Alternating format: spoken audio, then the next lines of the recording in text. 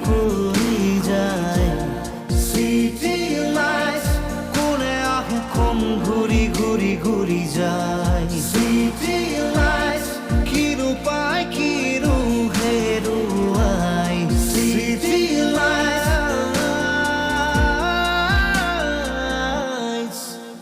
বাইদেউ মই আপোনাক হাতযোৰ কৰিছোঁ কোনো দৰকাৰ নাই হাতযোৰ কৰিবলৈ ইহঁতৰ আগত ইহঁত চব একেই বাপেকে ঘৰ আহিব আৰু জীয়েকে গাড়ীত বহোৱাৰ ভয় দেখুৱাব কি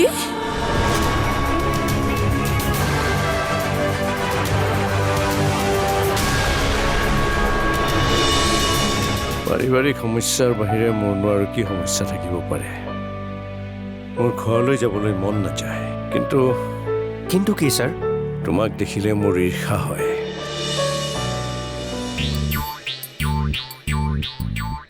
বাইদেউ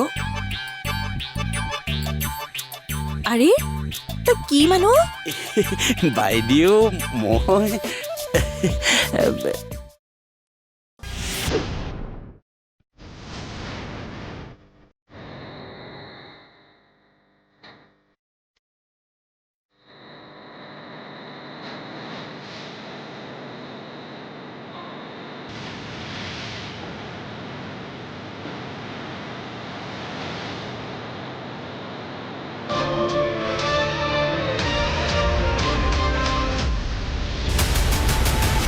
এইখিনিৰ পৰা আপোনালোকৰ ঘৰ ওচৰ হ'ব যাওক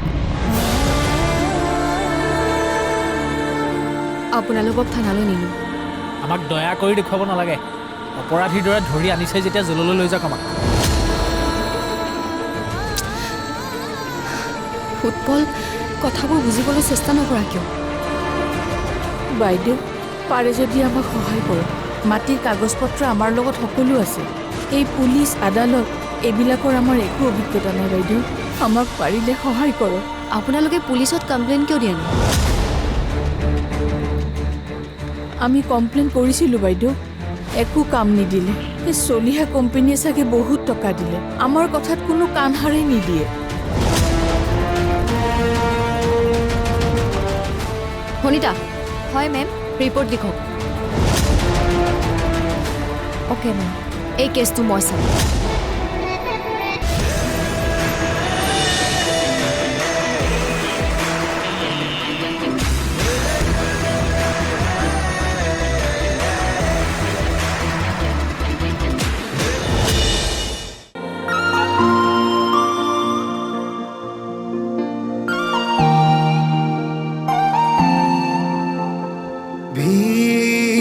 বাঢ়ি যায় এই ভিৰ নিৰ্জনতাৰ বৰ কোলাহল কিনো চিঞৰ নিশব্দতাৰ ৰঙা নীলা যেন মেৰা পোহৰৰ শুই যাওঁ মই নুশুৱাই মহানগৰ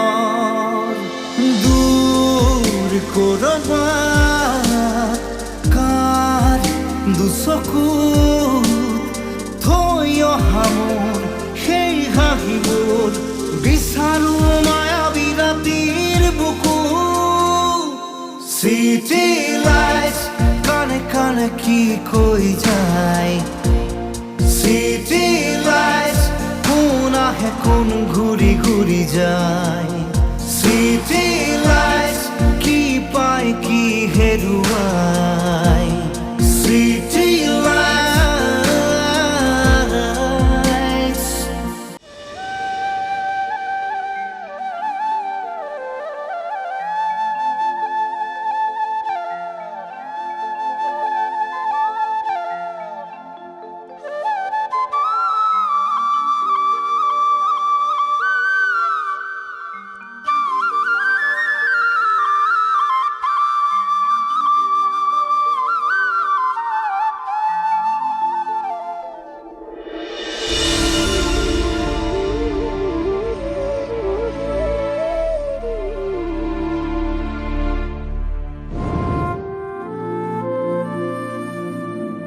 বহুদিন যুঁজিলোঁ বহুতকে অনুৰোধ কৰিলোঁ কোনেও অকমানো সহায় এটা নকৰিলে। সকলো স্বাৰ্থপৰ সুবিধাবাদী। কালি আকৌ পুলিচ থানাত কমপ্লেইন এটা কৰি আহিছোঁ। মোৰ মনে নধৰে যে ইয়াৰ পৰা কিবা ফল পাম।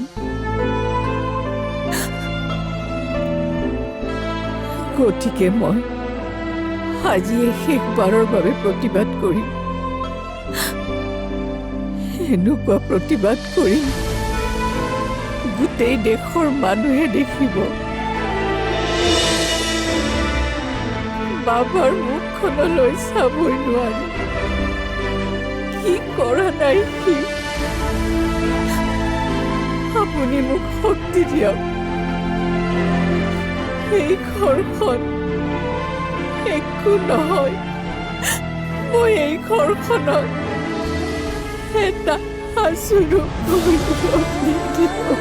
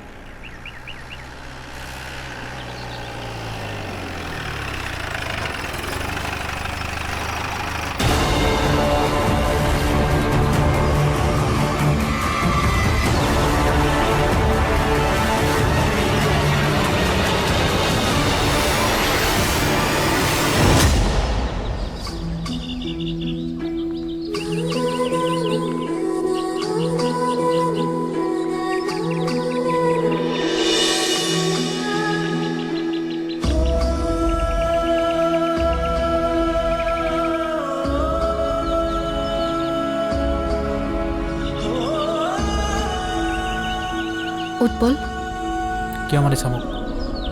মোৰ একো ফোন মেছেজৰ ৰিপ্লাই নকৰা কিয়? বৰ্তমান মোৰ সময়ৰ অভাৱ। মোৰ ঘৰ মাটি সকলোবোৰ তোমাৰ দেউতাই কাঢ়ি লৈছে। পুলিচ থানা ঘূৰি ঘূৰি মোৰ ভাগৰ লাগিছে। হাৰি গৈছোঁ মই। শেষত উপায় নাপাই চলিহা কোম্পানীৰ আগত গৈ ধৰ্ণা দিছোঁ। আৰু এইখিনি সময়ত কাৰোবাৰ মেছেজ বা ফোন কৰিবলৈ মই মানসিকভাৱে প্ৰস্তুত নহয়। মোক কিয় ভুল বুজিছা উৎপল? মই কি মোৰ ফালৰ পৰা চেষ্টা কৰা নাই বুলি ভাবিছা নেকি? পাপাৰ লগত কাজিয়া লাগিছোঁ। এতিয়া পাপাৰ কোম্পানীৰ এগেইনষ্টত মই কেছ ফাইল কৰাইছোঁ। অলপতো সময় দিয়া। ওপৰৰ পৰা অৰ্ডাৰ আহিলেহে কিবা এটা কৰিব পাৰিম। ইয়াৰ আগতেওতো কেছ দিয়া হৈছিল। কি হ'ল? একোতো নহ'লে। উল্টাই পুলিচে আমাক ধমকি দিয়ে। এইবাৰ হ'ব, কাৰণ এইবাৰ মই আছোঁ। আগৰ সকলো পাপাৰ চামচা আছিল, কিন্তু এতিয়া মই তেনেকুৱা অন্যায় হ'বলৈ নিদিওঁ। মোৰ ওপৰত বিশ্বাস ৰাখা। মা আৰু তোমাৰ এনেকুৱা এটা অৱস্থা মই সহিব পৰা নাই। ধৈৰ্য ধৰা। যি ভাবিছা তেনেকুৱা একো নহয়। মাত্ৰ আমাৰ সময়খিনি বেয়া চলিছে। ভাল সময় আহিব আৰু আমাৰ সপোনবোৰো এদিন পূৰণ হ'ব। সপোন দেখিবলৈ মন নোযোৱা হৈছে মোৰ। তেনেকৈ নক'বা উৎপল। আমাৰ সপোনবোৰৰ কথা নাপাহৰিবা। মই তোমাৰ লগত সদায় আছোঁ। একো হ'বলৈ নিদিওঁ তোমাৰ। মাত্ৰ মোৰ ওপৰত বিশ্বাস ৰাখা। আজিৰ পৰা আৰু প্ৰতিবাদ কৰাৰ দৰকাৰ নাই। মই ইতিমধ্যে চব ব্যৱস্থা কৰিছোঁ। এতিয়া নিশ্চিন্ত হৈ থাকা প্লিজ।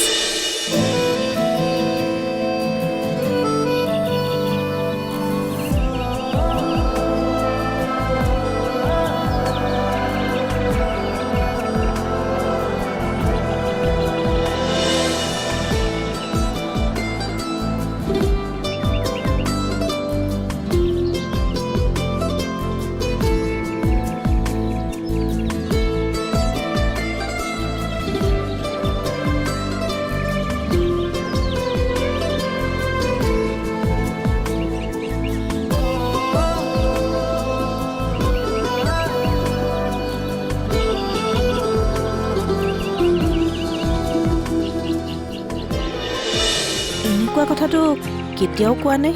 ময়ো আচৰিত হৈছোঁ বাইদেউ। দাদা দাদাৰ মনটো চাগে সলনি হৈছে। ময়ো অনুমান নকৰা নহয়।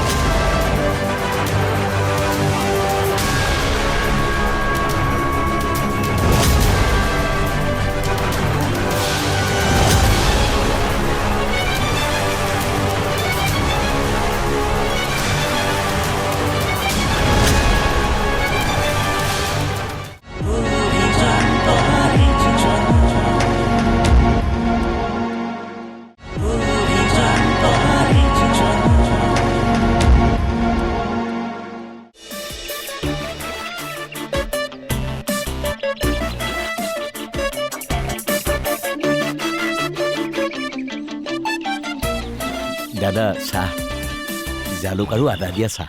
বঢ়িয়া। আচলতে কি জান, তই চাহকাপ বনাই দিলেহে মই খাই শান্তি পাওঁ। তোৰ ওপৰত মোৰ কিন্তু খং উঠিছিল দেই। তই দুদিনৰ কাৰণে ঘৰলৈ যোৱা মানুহটো আহোঁতে 10 দিন লগালি যে কেলে? দাদা গৈছিলোতো দুদিনৰ বাবেই, কিন্তু দাদা আমাৰ ঘৰখনৰ মানুহবোৰ বৰ আচৰিত, একদম আলকাটাৰাৰ দৰে। মৰমবোৰ এৰিবই নোখোজে নহয়। তাতে ঘৰত ধান কাটিছে, ভণ্টিহঁতো আহিছে, ক'ত আহিব দিয়ে আৰু। পিছে তই আমালৈ ন চাউল আনিলি নে নাই? আনিছোঁ দাদা, জহা কোমোৰা এটাও লৈ আহিছোঁ। হাঁহ এটা আনি ভালকৈ এসাঁজ খাব লাগিব। আমাৰ ঘৰত আকৌ দাদা যিমানহে পৰিয়াল, 2টা হাঁহ লাগে দাদা।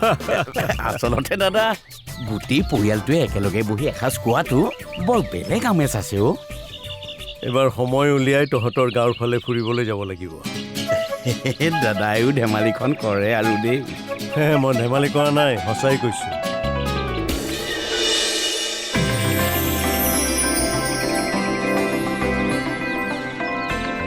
দাদা আপুনি আমাৰ গাঁৱলৈ গ'লে কি খুৱাম, ক'ত বহুৱাম? কলৈ যোৱাৰ কথা পাতি আছে? দাদাই আমাৰ গাঁৱলৈ যোৱাৰ কথা কৈছে। হয় নেকি? বৰ আচৰিত কথা। ইমান বছৰে বিজনেছ মিটিং এইবোৰত লাগি থাকোঁতেই গাঁৱত যে নিজৰ ঘৰ এখন আছিল সেই কথা পাহৰিয়েই থাকিলোঁ। এইবাৰ সঁচাকৈয়ে যাম, ওলাবা, মাজনীক ক'বা। দিয়া।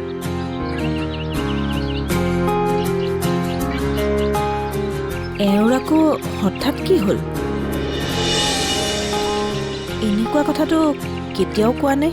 ময়ো আচৰিত হৈছোঁ বাইদেউ, দাদাৰ মনটো চাগে সলনি হৈছে। ময়ো অনুমান নকৰা নহয়। আগতেতো মাজনীক দেখিবই নোৱাৰিছিল, এতিয়া আকৌ তাই আহিলে নে, তাই কিবা খালে নে, এইবোৰকে প্ৰশ্ন কৰি থাকে। ভালেই হৈছে বাইদেউ, মোৰো এতিয়াহে ঘৰখনত থাকি ভাল লাগিছে। ভগৱানে চকু মেলি চালেই হ'ল আৰু।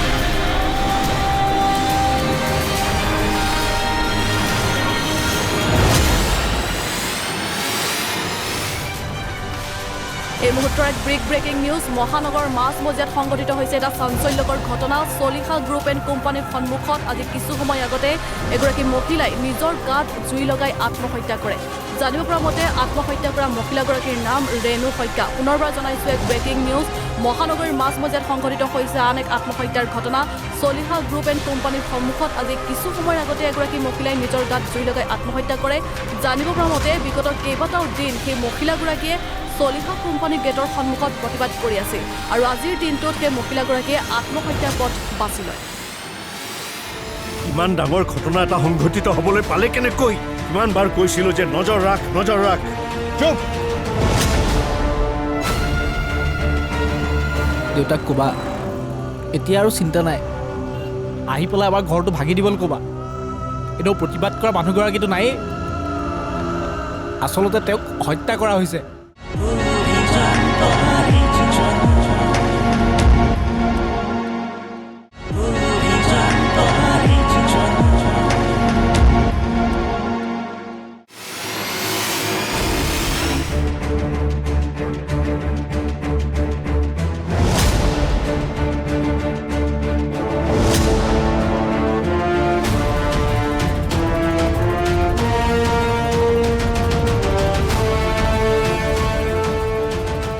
ইমান ডাঙৰ ঘটনা এটা সংঘটিত হ'বলৈ পালে কেনেকৈ ইমান বাৰ কৈছিলোঁ যে নজৰ ৰাখ চুপ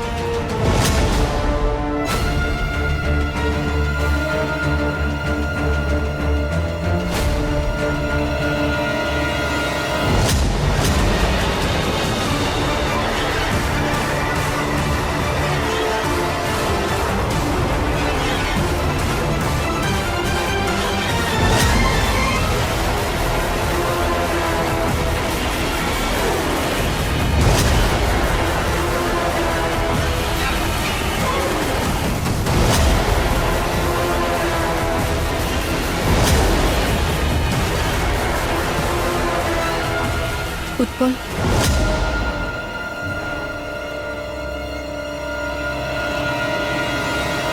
কিয় আহিছা এতিয়া ইয়ালৈ এতিয়াতো সকলোবোৰ শেষ হৈ গ'ল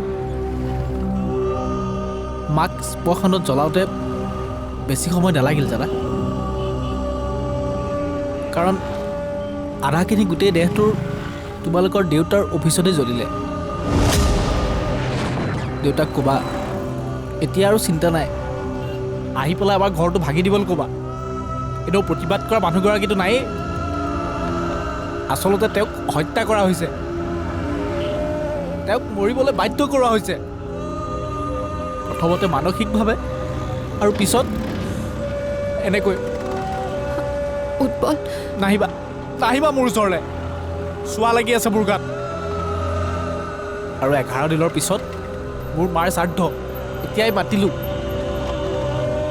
তুমি আহিবা পাৰিলে দেউতাকো লৈ আহিবা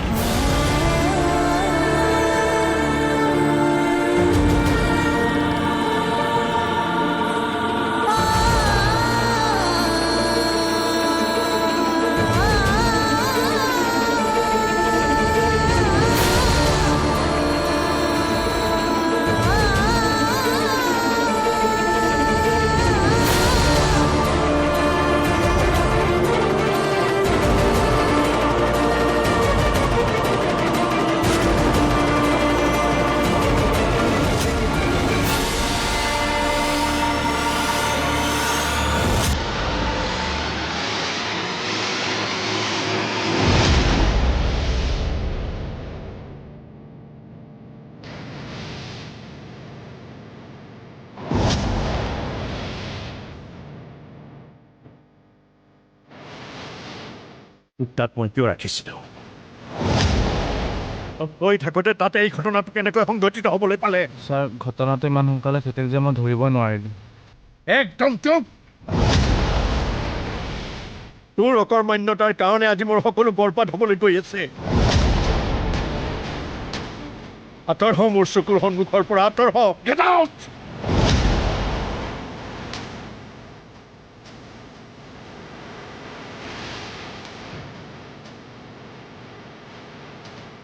হেল্ল' ন মোৰ এই সম্পৰ্কত কাৰো লগত কথা পাতিবলগীয়া নাই আৰে মই কৈছোঁৱেই ইয়াত মোৰ কোনো দুখ নাই আৰু মই মানুহজনক মৰিবলৈ বাধ্য কৰোৱা নাই।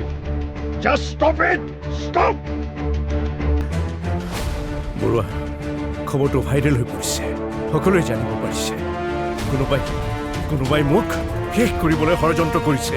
তুমি মেনেজ কৰা, যিমান টকা লাগে মই সিমান টকা দিম। জাষ্ট মেনেজ কৰা। ছাৰ, এতিয়া সেইবোৰ কৰি একো লাভ নাই। ইতিমধ্যে কোম্পানীৰ যিমানবোৰ প্ৰজেক্ট আছিল সকলোবোৰ কেঞ্চেল হৈছে, নতুন, পুৰণি আৰু আপকামিং সকলোবোৰ। কি? ন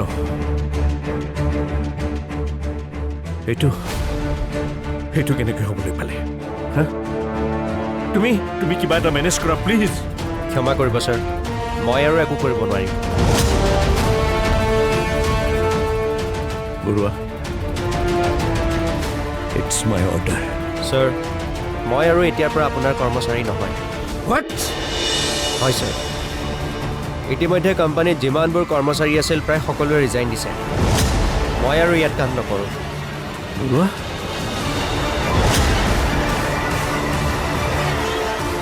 প্লিজ এনেকুৱা নকৰিবা। সকলোকে কৈ দিয়া যিমান টকা লাগে সিমান টকা দিম, মই চেলাৰী ডাবল কৰি দিম। প্লিজ সকলোকে মেনেজ কৰ। ছাৰ, এটা কথা কওঁ,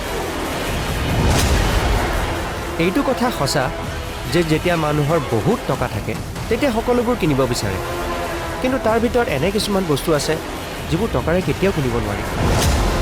আপুনিও সকলোবোৰ কিনিবলৈ চেষ্টা কৰিলে, চৰকাৰী, বেচৰকাৰী, মন্ত্ৰী বিধায়কৰ পৰা আদি কৰি ইভেন IPS বিষয়ালৈকে, কিন্তু এটা বস্তু টকাৰে কিনিব নোৱাৰিলে, আৰু সেইটোৱেই হৈছে মানৱীয়তা, যাক আপুনি টকা বা ক্ষমতাৰে কেতিয়াও কিনিব নোৱাৰে। ছাৰ, এতিয়া সকলোৰে মনত মানৱীয়তাৰ ভাৱ জাগি উঠিছে, আৰু সেইবাবে আপুনি এতিয়া অকলশৰীয়া। মই আহোঁ ছাৰ।